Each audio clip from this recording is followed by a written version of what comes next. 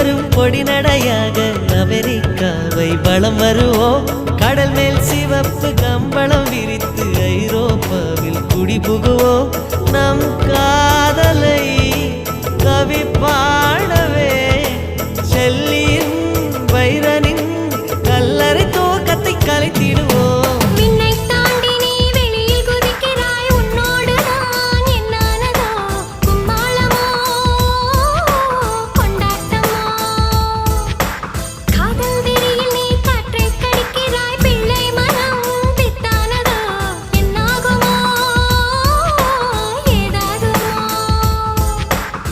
வாடை காற்றுக்கு வயசாச்சு, வாழும் பூமிக்கு வயசாச்சு.